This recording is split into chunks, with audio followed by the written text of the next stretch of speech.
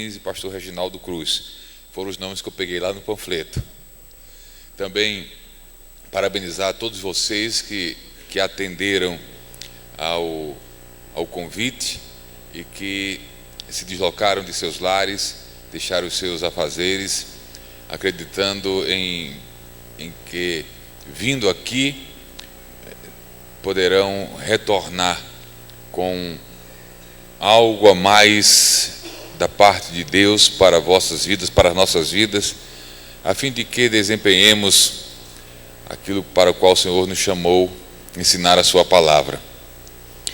Quero, nesses primeiros minutos de momentos, trazer uma palavra introdutória geral ao assunto, para depois adentrarmos de forma mais enfática no tema proposto, que já citado aqui nessa noite, Educação Cristã na Contemporaneidade, Desafios e Propostas. É interessante, inicialmente, pontuar que, quando trabalhamos a educação cristã, só para lembrar, a educação cristã é algo que está para além da escola bíblica dominical. Eu ouvi muito bem que trata-se do terceiro encontro de professores, superintendentes, pessoas que estão mais envolvidas com a escola bíblica dominical, embora aberto ao público em geral. Mas a área de atuação, ou que envolve a educação cristã, ela é muito ampla em sua relação com a igreja, que começa no próprio lar da gente.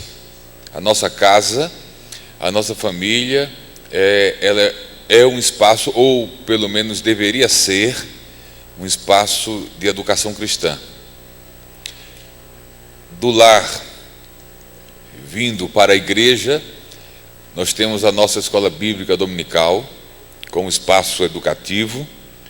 Nós temos os cultos regulares de ensino, que também contribuem e fazem parte da educação cristã. E nós temos, dependendo do modelo de organização da igreja, aqueles departamentos ou ministérios infantil, adolescente e jovens, onde também lá se dá a educação cristã.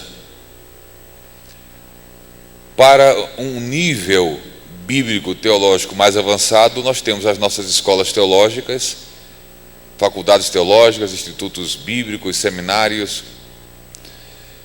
E a educação cristã vai, inclusive, para além do âmbito da igreja e do seminário, e acaba atingindo também, de alguma forma, o campo daquilo que chamamos de educação secular, uma vez que muitas igrejas, elas hoje têm criado e têm administrado escolas de ensino básico, fundamental, médio, superior, e mesmo a proposta sendo educação secular, mas ela é gerida por uma instituição e por pessoas que são crentes.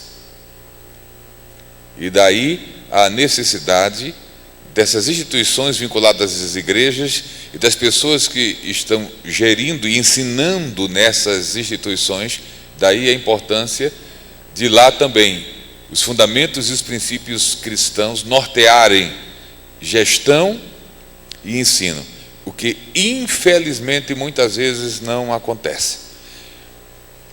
Dessa forma, o leque de espaços e de possibilidades onde se dá a educação cristã, ele é grande. A ênfase nossa, para que não percamos o foco e a proposta deste terceiro encontro, vai ser mais especificamente escola dominical, mas com princípios, com conceitos, com fundamentos que se aplicam a qualquer outra instância ou espaço onde se dá o ensino da palavra de Deus. Era uma colocação que eu gostaria de fazer de início. Em segundo lugar, ainda, na condição de palavra introdutória, entendo ser muito interessante, muito pertinente termos uma consciência do que se trata, ou do que está em jogo, a que se propõe, o que está em questão quando lidamos com a educação cristã. Precisamos também lembrar e rever isso, porque a educação cristã, mesmo a que se dá no âmbito da igreja, por vezes ela tem perdido a direção ou o propósito. Nas grandes corporações hoje, empresariais e educacionais, é comum para aqueles que militam nelas o entendimento de que de um tempo para cá se estabeleceu a cultura da declaração de propósitos. Qual a nossa missão? Qual o nosso propósito? Para que todos os que nesses espaços contribuem possam saber para onde caminha a organização, quais os objetivos da organização, qual a missão, qual o propósito. Precisamos sempre estar lembrando do nosso propósito, ou nossos propósitos, para que não estejamos fazendo educação cristã sem saber para quê. Então eu queria apenas também pontuar nessa noite que a grande questão, o que está em questão no que diz respeito à educação cristã, com ênfase em escola bíblica dominical, mas que se aplica a outras áreas, são as pessoas, é a libertação, a restauração, a salvação e a edificação de vidas. Nós vamos trabalhar a partir do exemplo. Nós temos o tema desafios e propostas, e nós vamos trabalhar a partir do exemplo do próprio ministério de Jesus. E já podemos começar entendendo ou lembrando do que está em questão na educação cristã, é que sempre as pessoas são o principal objetivo e alvo da educação cristã. A libertação de vidas, a restauração de vidas, a salvação de vidas, a edificação de vidas. Nunca é a instituição. Se a instituição igreja, denominação, ela é beneficiada, é um benefício consequencial. As vidas são abençoadas e aí a instituição, de alguma forma, ganha com isso. Estou dando essa ênfase porque nos nossos dias as instituições estão tendo prioridade em relação às pessoas. Se trabalha em prol da instituição, com as pessoas em segundo, terceiro, quarto e demais planos. Precisamos colocar a ordem no devido lugar. As pessoas são o alvo da educação cristã: libertação, restauração, salvação, edificação. Jesus Cristo, ele no início do seu ministério, ele fez a sua declaração de propósito. E depois ele reafirmou a sua declaração de propósito ao longo do seu ministério. Ou seja, quando iniciou o seu ministério, Jesus tinha clareza, Jesus tinha compreensão, Jesus tinha entendimento da principal proposta do seu ministério, que deve ser a nossa. E onde é que Jesus proclama, declara ou faz a sua declaração de propósito? Quando e onde? Ele faz logo no início do seu ministério. Porque é preciso começar um ministério sabendo para que se ministra. E Jesus faz isso no Evangelho de Lucas, capítulo de número 4, versículo 18. O texto da Bíblia na versão Almeida Revista e Atualizada diz assim: o Espírito do Senhor está sobre mim, pelo que me ungiu. E agora vem a declaração de propósito. Me ungiu para. Qual o propósito? Qual a proposta? Me ungiu para evangelizar os pobres. Enviou-me para proclamar libertação aos cativos e restauração da vista aos cegos, para pôr em liberdade os oprimidos. Por favor, me aponte aqui instituição.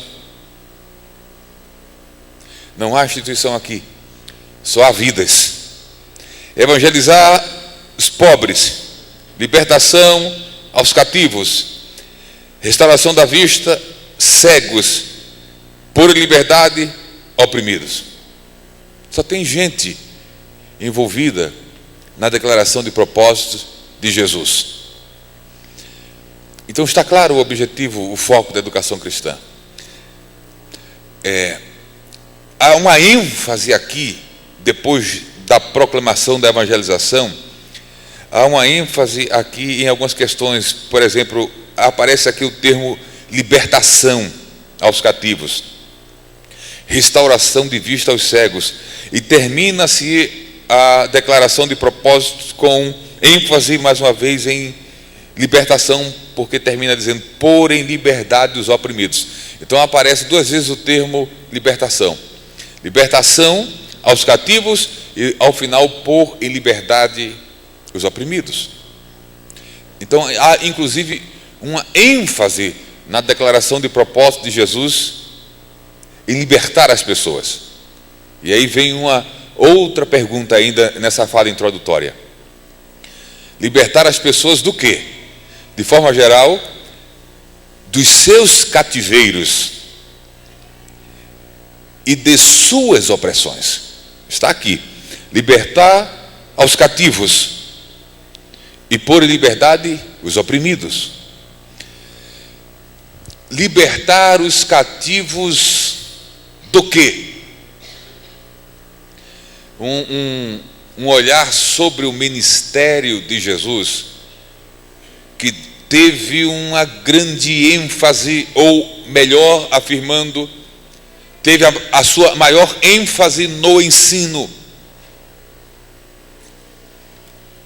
De todas as coisas que Jesus realizou, de tudo que ele ministrou, de todas as suas ações enquanto fazendo a vontade do Pai, o que Jesus mais fez foi ensinar.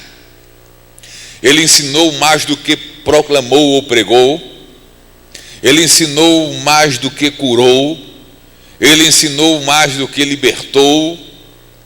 Jesus ensinou mais do que qualquer outra coisa. E isso deve nos levar a pensar. Jesus teve aproximadamente 3 anos para desenvolver ou desempenhar o seu ministério. E durante esses 3 anos, ele poderia dar ênfase a qualquer uma dessas áreas da ação do seu ministério. Ele poderia dar ênfase à cura e libertação. Ele poderia dar ênfase à própria proclamação da palavra. Mas por que Jesus não dá ênfase à proclamação? E por que Jesus não dá ênfase às curas, às libertações e aos milagres? Por que Jesus não dá ênfase a isso, mas dá ênfase e prioriza o ensino? A gente precisa pensar sobre isso.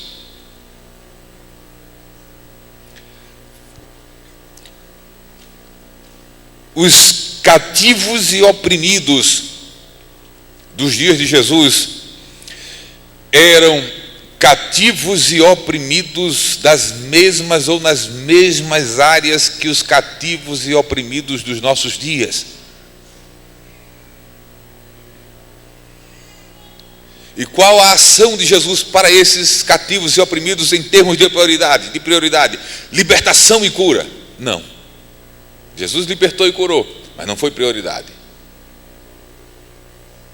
Ora, mas se havia muitos enfermos, muitos possessos, muitos doentes, porque a ênfase não foi em curas e libertações e milagres, e a ênfase foi no ensino.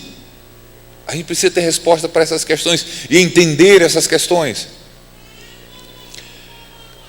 Quando nós analisamos os cativeiros com os quais Jesus lidou na vida das pessoas, nós encontramos pelo menos 3 níveis de cativeiro. O cativeiro espiritual. Ora, se alguém está cativo ou é cativo de algo ou é cativo de alguém? Primeiro grande nível de cativeiro nas pessoas dos dias de Jesus, que não é diferente das dos nossos dias, o cativeiro espiritual. E quem é o chefe e quem comanda esse nível de cativeiro? O diabo. Se Jesus tem que lidar com a libertação dos cativos e oprimidos, Jesus tem que confrontar o diabo. Mas há um outro nível de cativeiro, além do cativeiro espiritual dos dias de Jesus, há o cativeiro intelectual.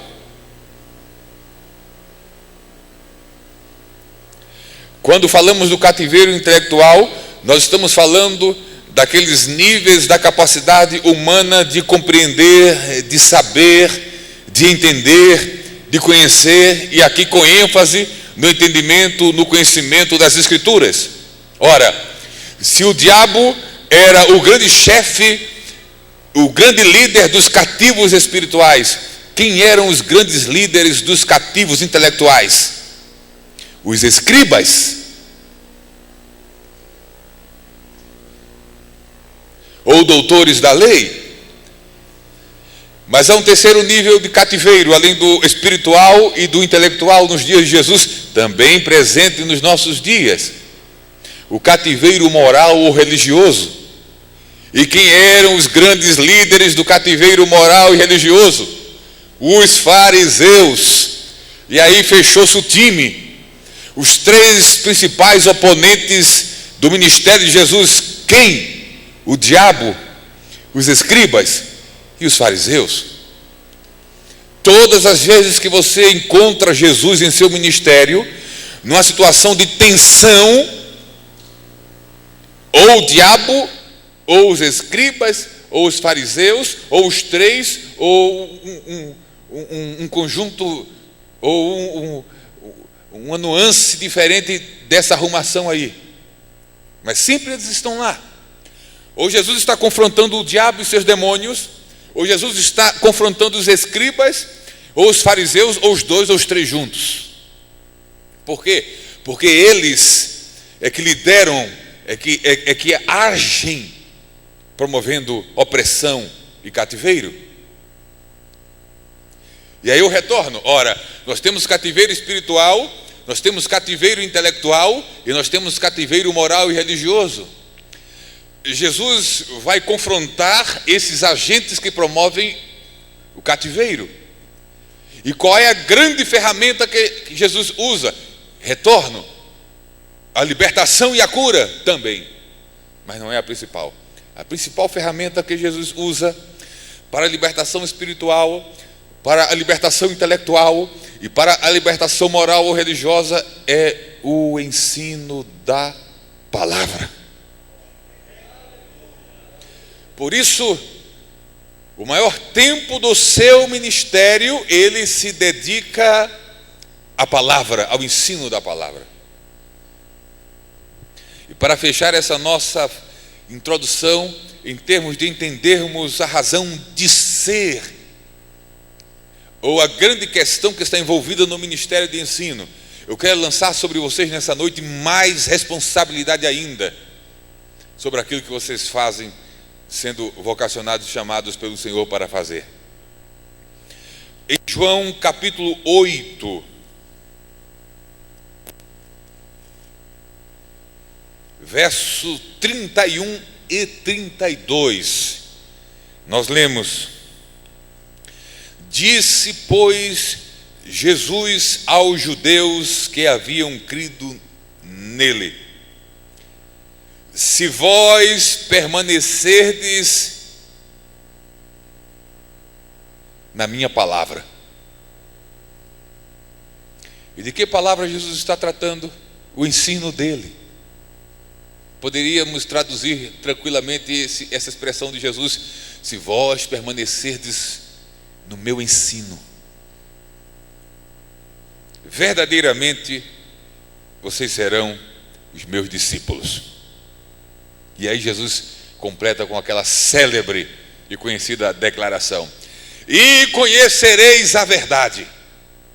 Conhecereis a verdade como? Permanecendo na minha palavra, permanecendo no meu ensino. E conhecereis a verdade. E a verdade?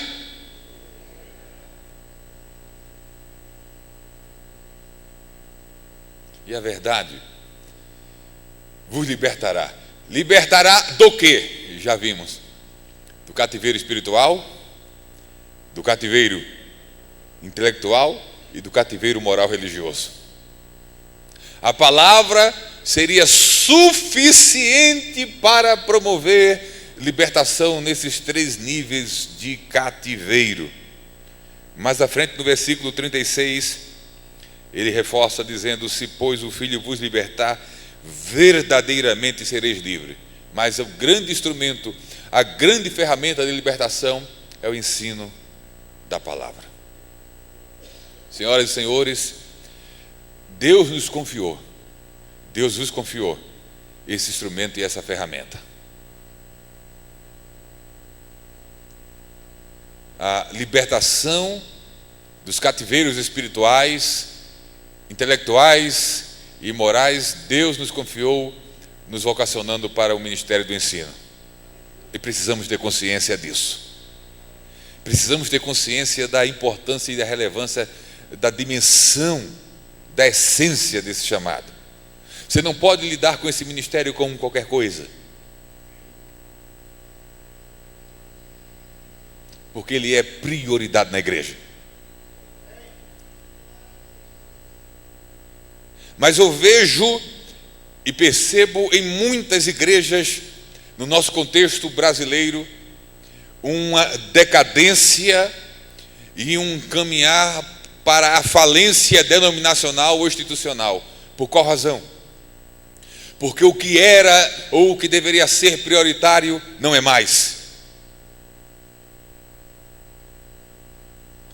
As igrejas onde os espaços para a cura e libertação são maiores que os espaços para o ensino e para a pregação, inverteram as prioridades da coisa e fracassarão na sua missão de agentes de libertação.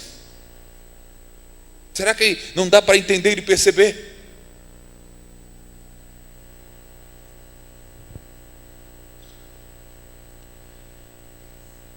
Em linhas gerais, nós estamos nos distanciando ou invertendo os princípios ou os valores, ou as prioridades.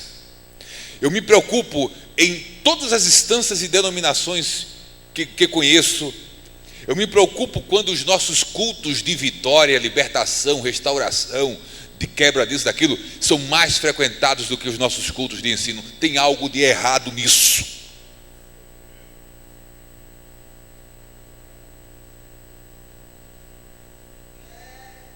Sabe por quê? Porque as multidões nos dias de Jesus não fluíam e não iam ao seu encontro só para receber cura e libertação. Jesus senta no monte e no grande sermão do monte há uma multidão para ouvi-lo. Mas o que é que nós estamos fazendo? Nós estamos negligenciando os ministérios de ensino da igreja e dando ênfase à libertação e cura. Libertação e cura fazem parte dos ministérios que Deus concedeu à igreja, mas não é a prioridade. Não é a prioridade.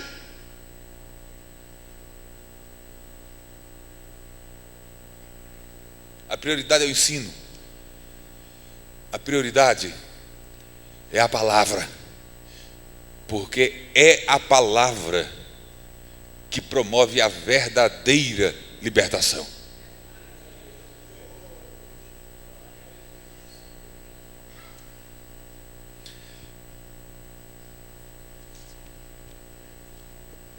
Perdoe-me pela minha nova tecnologia de comunicação e informação. Me perguntaram, vai ter data show? Eu disse, não tem. Vai ter caderneta. Mas nada contra a tecnologia. Utilizei tecnologia fazem 2 ou 3 dias. Aliás, segunda-feira, lá em Feira de Santana, numa aula magna da abertura do ano letivo de um Instituto Bíblico Teológico em uma das igrejas lá em Feira de Santana. Usei o recurso, mas para cá não vamos utilizar. O que eu até então me detive em fazer foi somente trazer à tona a consciência do valor, da importância do que fomos chamados para fazer e daquilo que estamos fazendo, do ensino da palavra.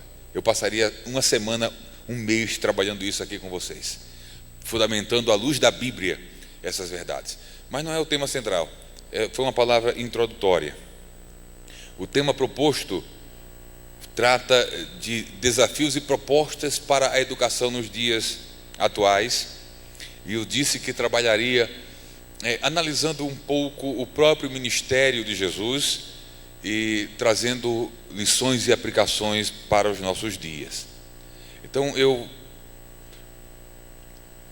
anotei, e não sei se terei condição de abordar todos os 5 níveis de desafios para a educação nos dias de hoje, mas nós vamos caminhar até onde der, e se não der para fechar tudo, de outra volta aqui a gente termina, Deus sabe quando. Mas agora especificamente trabalhando desafios e propostas dentro da nossa vocação chamada enquanto mestres, doutores, ensinadores da palavra. O primeiro grande desafio que eu quero trazer nessa noite para a educação cristã nos dias atuais, eu o chamo de desafio hermenêutico ou desafio interpretativo.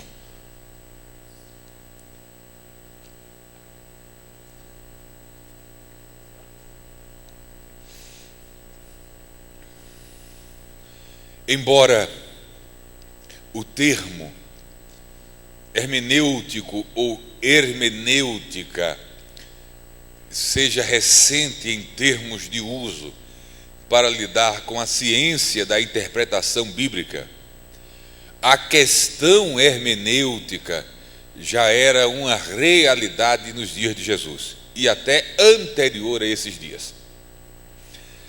Jesus lidou, tratou, confrontou 2 tipos distintos e equivocados de posicionamento em relação à interpretação das Escrituras. Nós vamos lembrar claramente quando eu mencionar.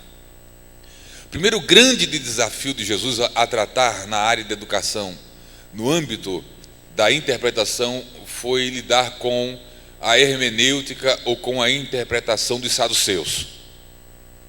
Saduceus, sim, aqueles saduceus, aqueles que certa vez, entre outras, ou de uma certa vez chegaram para Jesus perguntando lá no céu como seria resolvida a questão do levirato, da lei do levirato. Olha, houve um cidadão, ele morreu, aí o irmão casou com a viúva, morreu, aí veio o outro, casou, e cada um que morria vinha o outro e cumpria a lei do levirato. Aí os saduceus chegaram para Jesus e perguntou: Jesus, lá no céu, quem fica com a viúva? O marido principal, o segundo que assumiu a viúva, morreu, ou todo mundo fica com ela? Essa pergunta dos saduceus não tem nada a ver com uma dúvida séria. Foi uma pergunta sarcástica, repleta de ironia. Por vezes o texto bíblico não nos faz perceber a linguagem irônica, porque a fala, a linguagem irônica, ela é carregada de um tom específico, e nem sempre percebemos tons no texto, percebemos mais tons na fala. E olha que eu estou entrando numa área que não é minha, eu tenho que pisar com cuidado, que é a área da linguística, né? O pessoal aí que fez letras e está fazendo especialização ou mestrado em linguística já estão antenados e ligados em mim. Mas eu vou falar isso, não vou mais adiante do que isso, que eu não sou bobo. A ironia, esse recurso na linguagem, é mais perceptível na fala. No texto é muito difícil perceber. Mas por que compreendemos que os saduceus foram irônicos? Porque os saduceus não criam, não acreditavam em vida após morte. E como é que eles não acreditam em vida após morte e vão perguntar para Jesus quem na eternidade vai ser o marido daquela mulher? O que eles queriam, de fato, era pegar Jesus numa dificuldade bíblica, ou numa dificuldade da lei do levirato, para ver como Jesus se saía. E Jesus se saiu muito bem, ele sempre se saiu bem. E nós lembramos da resposta de Jesus para os saduceus: ora, lá no céu nós seremos como os anjos. O anjo não casa, não se dá, são assexuados, então não se preocupe com casamento, no céu não tem essas dificuldades. Os saduceus eram racionalistas da fé, não acreditavam em ressurreição, não acreditavam em anjo, não acreditavam em sobrenatural. Eram racionalistas da fé judaica. Jesus lidou com esse tipo de escola interpretativa. Os saduceus, com seu racionalismo. A outra escola interpretativa com a qual Jesus lida, já citamos aqui nessa noite, foi com a escola dos fariseus. Com os saduceus, Jesus luta contra o racionalismo. Contra os fariseus, Jesus luta contra o legalismo. Enquanto os saduceus tratam as escrituras dos judeus com um certo descaso nas questões sobrenaturais, principalmente, os fariseus dão uma ênfase demasiada nas questões morais. E aí o que é moral se torna legal ou legalista, ou seja, uma ênfase demasiada para além da necessidade moral prescrita nas Escrituras. Então, dois extremos, o extremo do racionalismo e o extremo do legalismo, Jesus lidou. Nos dias de hoje, nós também lidamos com alguns desafios vinculados à questão da interpretação das Escrituras, a questão hermenêutica. E deixe-me dizer uma coisa já para assustar vocês, assustar no bom sentido da coisa. Talvez a palavra mais adequada seja para despertar vocês em relação à importância da questão. Uma pregação, um ensino verbal ou textual acerca da Bíblia Sagrada não pode acontecer sem interpretação. Nenhum enunciado teológico, nenhuma doutrina bíblica existe ou subsiste sem interpretação. A interpretação é a ação inicial para qualquer elaboração e comunicação de ideia. Ou seja, se eu interpreto bem, o enunciado e a comunicação será boa. Se eu interpreto mal, eu comprometo tudo ou todo o restante. Daí a extrema necessidade de um professor, de um ensinador da palavra, dominar os princípios e os fundamentos da interpretação bíblica, claro, com a cooperação do Espírito nesse processo. Mas o que é que nós fazemos, ou costumeiramente fazemos? Nós de vez em quando, ou quase sempre, dependendo de cada caso, nós transferimos a responsabilidade da interpretação toda para o Espírito Santo. E a gente faz assim, Espírito Santo, revela, ilumina. E pode ter certeza, Ele ilumina e Ele revela. Mas Ele ilumina e Ele revela somente aquilo que é da competência dEle iluminar e revelar.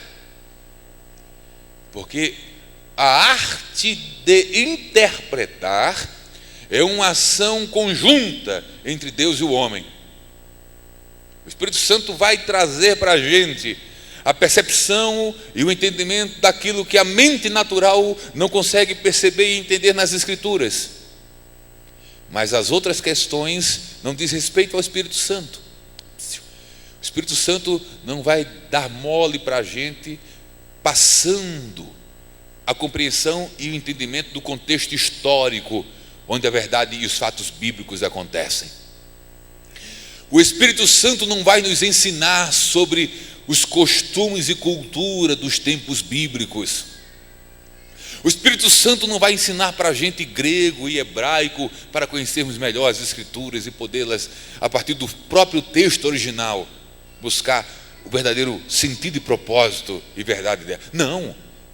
O Espírito Santo não vai traduzir para a gente o conceito de uma palavra na língua portuguesa. Difícil quando a gente lê a Bíblia. Não. Eu não consigo imaginar alguém lendo o texto bíblico e pegando aquela palavra de João e dizendo a concupiscência da carne, a concupiscência dos olhos, que inclusive alguns não falam concupiscência, falam concupisciência. Eu não consigo imaginar alguém lendo a concupiscência dos olhos e da carne e depois cair de joelhos dizendo: Espírito Santo, me revela o que é concupiscência. E eu vou dizer para vocês, o Espírito Santo é tão longânimo, é tão bondoso, é tão misericordioso que Ele pode até responder a nossa oração. Mas eu fico imaginando a resposta adequada do Espírito Santo. Sabe qual? Meu filho, filho amado, procura no dicionário da língua portuguesa. Está lá, filho. Creia em mim, está lá, acredite, está lá. A interpretação bíblica é um trabalho conjunto entre Deus e o homem. O homem precisa fazer a sua parte e Deus a parte dele. Deus sempre faz a parte dele e nem sempre a gente faz a nossa. E pior, além de nem sempre a gente fazer a nossa, às vezes queremos fazer a de Deus. Se não nos debruçarmos sobre as Escrituras, conhecendo princípios de interpretação bíblica e contando com a cooperação do Espírito, corremos o risco de entender mal as Escrituras, de interpretar mal, de compreender mal, de conceituar mal e de ensinar mal. Desafios interpretativos ou hermenêuticos. Precisamos nos fortalecer nesses fundamentos da interpretação bíblica, porque assim como nos dias de Jesus, nós lidamos também com alguns pensamentos e com algumas ideias ou posturas em relação às Escrituras. Jesus lidou com o racionalismo dos saduceus, Jesus tratou com o legalismo dos fariseus. E nós? Quais são os grandes desafios hermenêuticos do século 21? Eu pontuei algum, inclusive alguns antigos. Continuamos a lidar com legalismo, continuamos a lidar e a ter que confrontar um racionalismo cristão, ou, em outros termos, um liberalismo teológico, e quase agora fechando os tempos modernos ou pós-modernos, vem coisas novas do tipo desconstrucionismo. A ideia de que nenhum texto ou de nenhum texto é possível extrair o exato sentido que o escritor original tinha em mente quando escreveu. Uma ideia que aniquila a possibilidade de se extrair qualquer verdade absoluta da Bíblia. Porque se eu não posso compreender a intenção do autor, como eu posso afirmar que aquela verdade é absoluta e que de fato era aquilo que o autor queria dizer? São os nossos desafios atuais. Além dos velhos, temos os novos. E meu querido irmão e irmã, professores ou vocacionados aqui presentes, aguardando o momento de assumir também a vossa vocação e executá-la. Ser chamado para o ministério de ensino é um grande privilégio que traz agregado a esse grande privilégio uma imensa responsabilidade. E na interpretação bíblica, que está na base de todo o fazer doutrinário e teológico,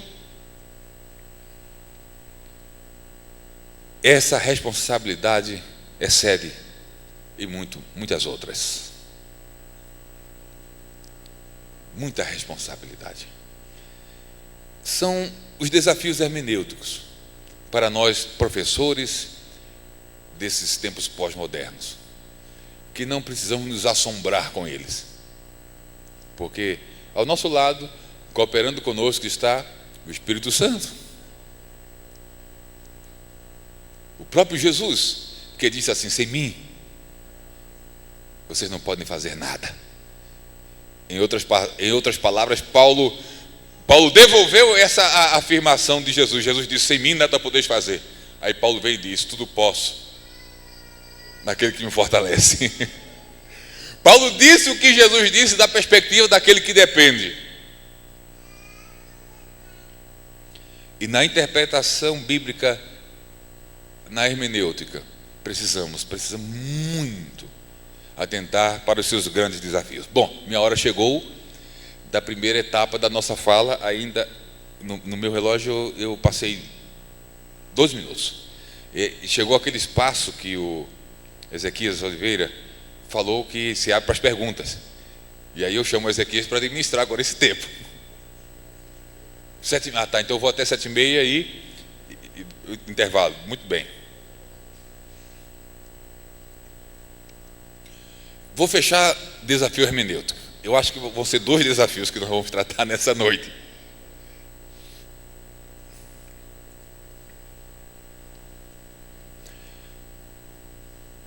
Diferente do que alguns pensam, Jesus não foi uma pessoa alienada, indiferente das grandes questões sociais, políticas, econômicas, religiosas, ideológicas, intelectuais do seu tempo. Não. Jesus foi um indivíduo inteirado, a par dessas questões.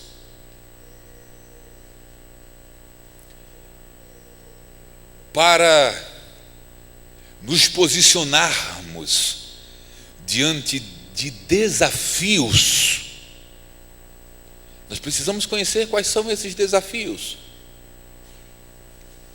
E esses desafios só se tornam conhecidos na medida em que levantamos os olhos e abrimos o entendimento para compreender a realidade que nos cerca. Somente compreendendo a realidade, as coisas como elas são, as ideias que norteiam as ações das pessoas no momento, no tempo histórico que a gente vive, no lugar histórico, é que podemos, conhecendo os desafios, nos posicionarmos em termos de propostas para superarmos e vencermos esses desafios. Assim como Jesus, precisamos também estar inteirados dessas questões e nos prepararmos mais e melhor para lidar com elas. E eu ainda estou no campo das Escrituras com foco em interpretação bíblica. Eu queria aproveitar eu estou lidando com o relógio agora do templo ali, 7 minutos. Aproveitando esses 7 minutos, eu quero em 7 minutos tentar desmistificar. Aí eu vou usar a linguagem do cara do desconstrucionismo, o Derrida. desconstruir, mas no bom sentido, ou pelo menos na aplicação adequada do termo, algumas ideias aqui. Eu percebo que, inclusive, professores de escola dominical e ensinadores da palavra têm dificuldade em compreender e entender que Jesus, enquanto criança, adolescente e jovem, precisou estudar. Eu percebo que muitos crentes, percebo e compreendo, que muitos crentes pensam assim: por ser Jesus homem e Deus, tudo que ele fala de Escritura, sendo ele a palavra encarnada, ele fala por ser o Deus que é. E com isso nós negligenciamos ou anulamos os aspectos humanos de Jesus. Lamento frustrar alguns, mas Jesus precisou estudar como homem as Escrituras Sagradas.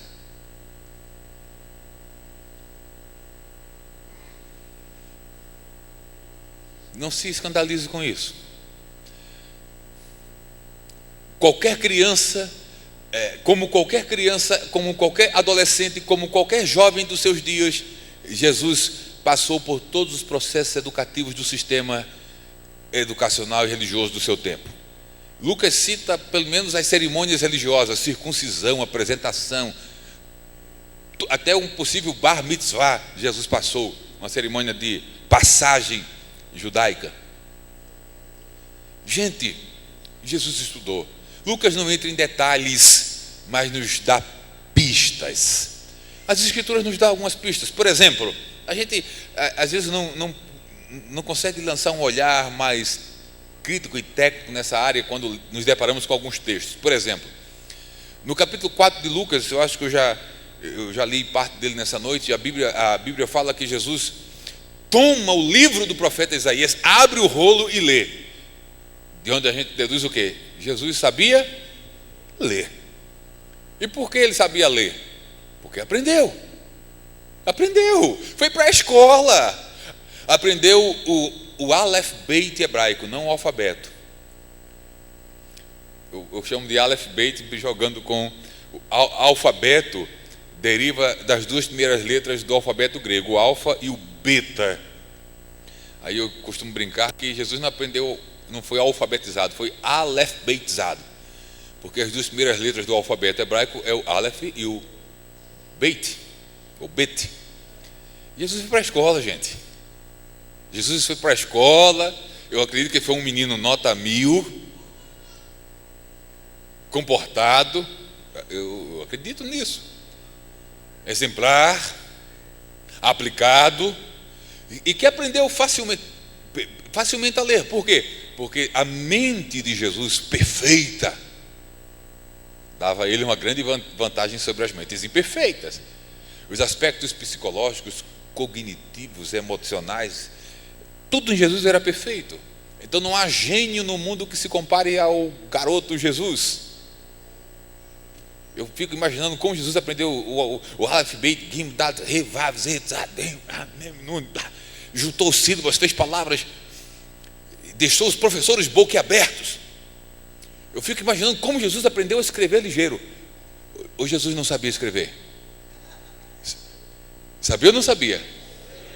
Sim, qual a prova bíblica?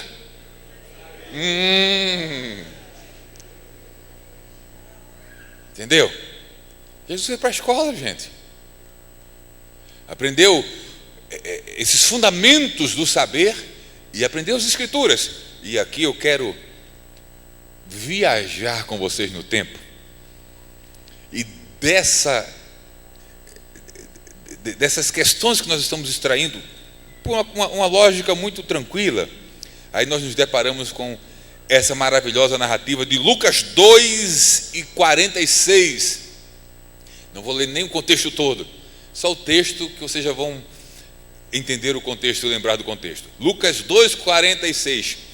3 dias depois, o acharam no templo, assentado no meio dos doutores, ouvindo-os e interrogando-os. Verso 47: e todos os que o ouviam muito se admiravam da sua inteligência e das suas respostas. Só para a gente lembrar, quando Lucas narra esse fato, qual a idade de Jesus? Só para lembrar, um adolescente em Jerusalém, perdido dos pais, no meio da multidão. Aí ele se depara com uma roda de doutores, escribas. Contato com eles foi cedo. Jesus, o adolescente, se aproxima, escuta a conversa. Talvez algum doutor percebeu a proximidade do menino, mas o que é que atrai um menino, um adolescente, para uma roda de discussão de doutores? Aí eu vou viajar. Eu fico pensando o momento em que Jesus está assim olhando,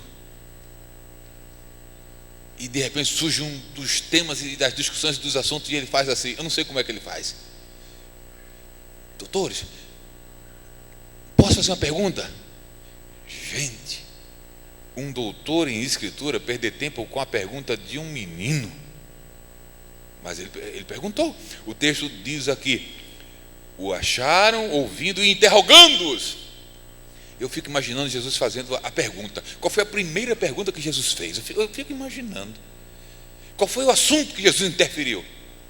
Eu não sei se eles estavam falando sobre a lei de Moisés, buscando alguma interpretação para algum texto específico. Eu fico pensando, Jesus, olha, é coisa rápida, eu não quero atrapalhar os senhores doutores. Eu estava escutando a vossa discussão e eu vi todos os pressupostos e argumentos e possibilidades colocadas por vocês, mas eu pensava aqui comigo, queria transferir para vocês essa pergunta.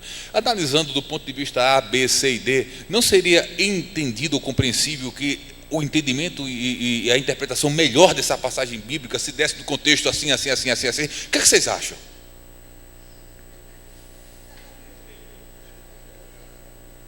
Como é, menino?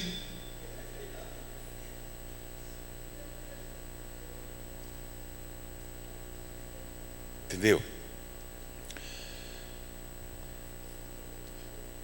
Onde eu quero chegar? O que capacita ou habilita Jesus para entrar naquela discussão com perguntas e colocações, a ponto de, verso 47, muitos se admiravam de sua inteligência e das suas respostas. Estudo, intimidade com as Escrituras, desde a infância mais tenra até os 12 anos. Por isso, quando aos 30 ele começa o seu ministério, ele não precisa de nenhum título formal de escriba, porque na sua comunidade, que é o contexto da Galileia e de Nazaré, esse menino, ele cresce frequentando sinagoga e lidando com esse tipo de discussão nas sinagogas, tanto que quando ele inicia o seu ministério, ele já é um homem e uma pessoa conhecida nas sinagogas. E a oportunidade dele ler e discorrer já é lhe dada costumeiramente. Mas como Jesus conquista esse respeito e esse domínio? Estudando, dedicando-se ao conhecimento das Escrituras. Quando Satanás o interpõe na tentação, capítulo 4, com o que Jesus se defende ou contra-ataca? Está escrito. Está escrito. Está escrito. Até que na última tentação, Satanás quer dar uma de sabido e vai dizer: também está escrito, Jesus, mas está escrito.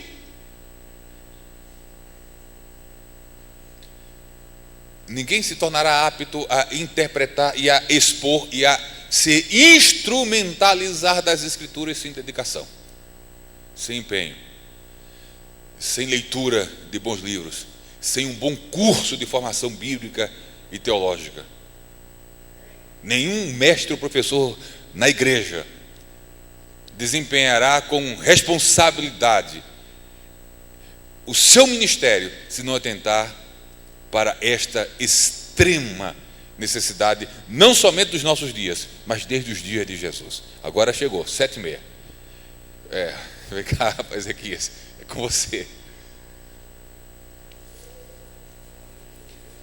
Vai ter um intervalo, ele vai anunciar, e quando retornarmos, nós vamos trabalhar um segundo desafio.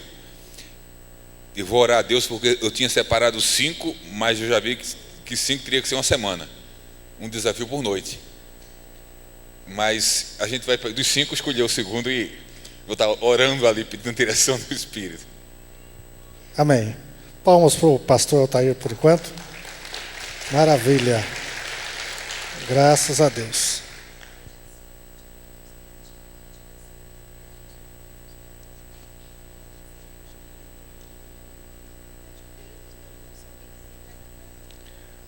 Muito bem. Eu gostaria de saber se tem algum dos irmãos que ainda não entregou aí a fichinha para cadastro.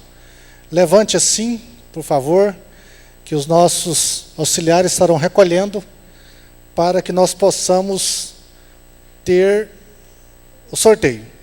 Nós temos aí alguns sorteios, como algum dos irmãos gostaria de ganhar esse livro aqui, ó, Norman Geisler, Manual de Dificuldades Bíblicas. Alguém gostaria? Então preencha aí a fichinha. Tem mais. Tem um livro, pastor Reginaldo, tem mais alguns livros ali. Tem um livro Teologia da Vida Cristã. Alguém gostaria? Preencha a fichinha. Tem mais livros também. Quem quer aprender a pregar? Nós estamos em um evento de ensino, né? Mas também tem um livro ali, Como Preparar Lições Bíblicas. Tá? Temos também ali livros ali, outros livros como Liderança e Perdão, Liberalidade e Perdão. Tá? John MacArthur, um dos escritores. Temos também o CD do cantor Miguel e outros mais. Então, os irmãos estarão recolhendo aí, logo em seguida nós estaremos fazendo o sorteio. Eu quero já pedir o tio Mateus, onde está? Para estar se preparando, já para fazer a apresentação dele logo após o intervalo.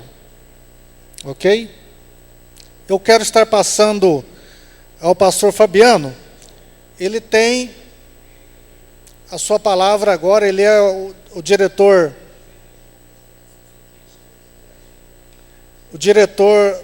da Edições Vila Nova e também diretor administrativo do nosso ministério.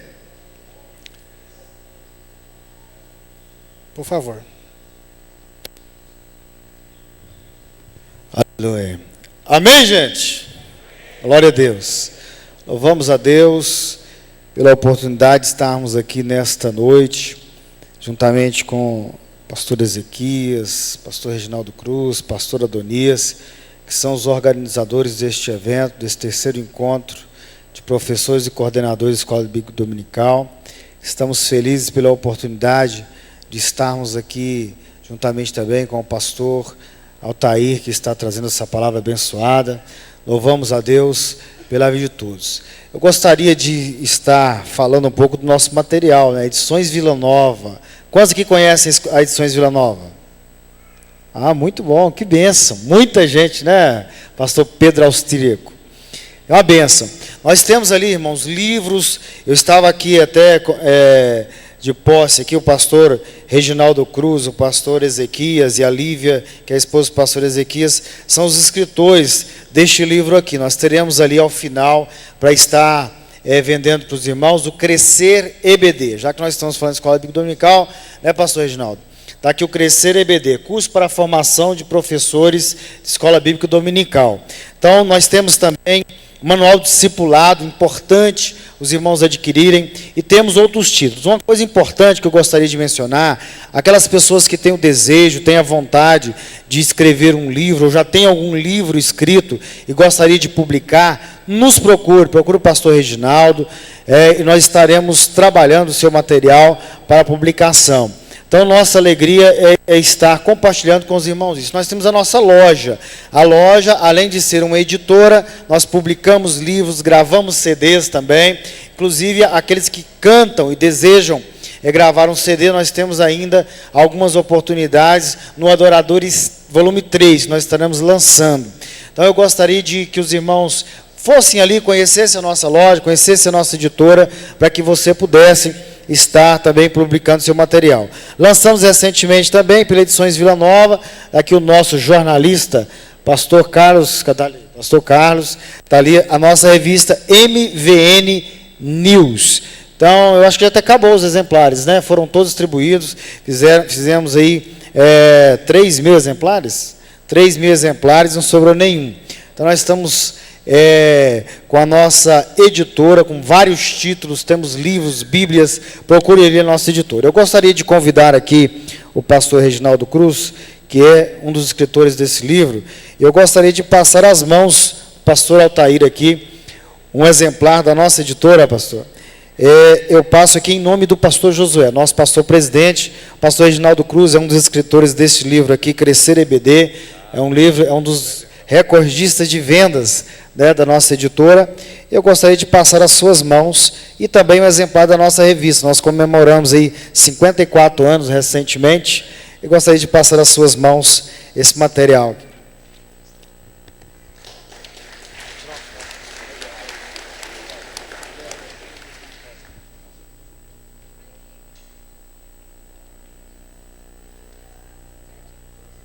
Amém. Deus abençoe. Muito obrigado. E eu devolvo a palavra ao pastor Ezequias.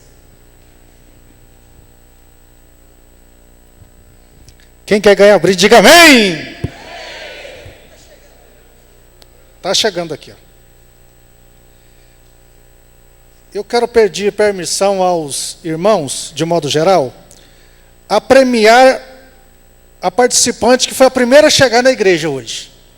Os irmãos estão de acordo? Amém? Então eu quero convidar aqui a minha esposa para fazer essa entrega. A irmã Maria Francisca de Oliveira. Ela faz parte da igreja, congrega o pastor Saulo, lá no Jardim Brasil. Salva de palmas, por favor. Ela vai estar recebendo aqui o livro escrito pelo pastor Marcel Rocha, A Evangelização no Novo Testamento. Por favor. Isso, uma salva de palmas aí.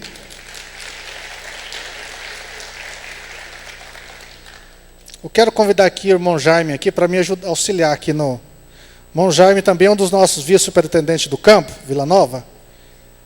Vai estar nos auxiliando aqui. Ele vai pegar aqui um no meio aí, para o sorteio. Pega um no meio aí. Tira um aí. Valendo aí o livro escrito pelo pastor Frank Mendonça, Namoro com Propósito. Muito bem.